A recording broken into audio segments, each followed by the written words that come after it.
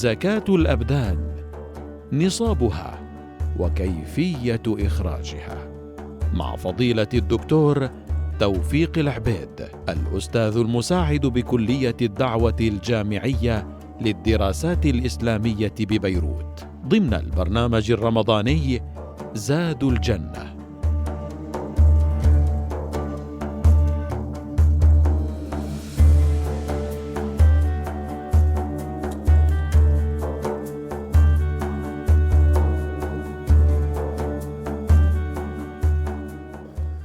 الحمد لله الكريم في عطائه، والمجازي المحسن على إحسانه، والصلاة والسلام على سيدنا محمد وآله وصحبه ومن والاه إلى يوم الدين. أيها الأخ الكريم، في رمضان يتوجب عليك زكاة تسمى زكاة الأبدان.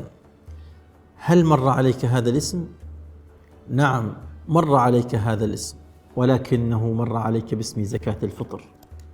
لقد فرض رسول الله صلى الله عليه وسلم هذه الزكاة لا على المال ولا على أي شيء، إنما هي فرضت على صحتك وعافيتك.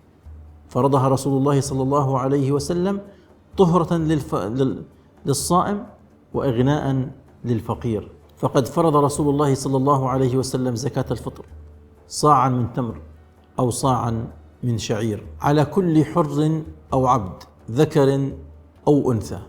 هذه الزكاة أيها الأحبة الكرام وقتها من قبل صلاة العيد، وقد أجاز العلماء بعضهم أن تدفع من أول رمضان، وبعضهم من وسط رمضان، وبعضهم من العشر الأخير في رمضان، ومنهم من التزم أن السنة ما قبل صلاة العيد، لكن حذاري أن تؤخرها إلى أبعد من ذلك، فإنها ستصير صدقة من الصدقات. ولا صحة للحديث الذي يتداوله الناس أن صيام الصائم يبقى معلقا بين السماء والأرض حتى تؤدى زكاة الفطر. هذا ليس بحديث، وهو حديث موضوع، وإنما النبي صلى الله عليه وسلم قال: زكاة الفطر طهرة للصائم.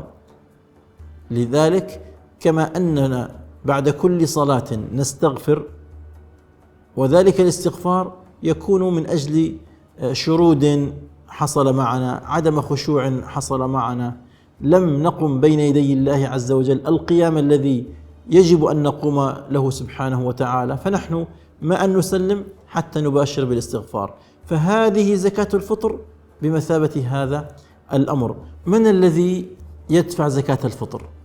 كل مسلم عنده زيادة عن قوت يومه. مقدار هذه الزكاة صاعا من تمر أو صاعا من شعير، والصاع يقدر بما يعادل 2.5 كيلوغرام، وبعضهم عادلها ب3 كيلوغرام، والأعلى 3.5 كيلوغرام، وبعضهم أجاز أن تخرج مالا.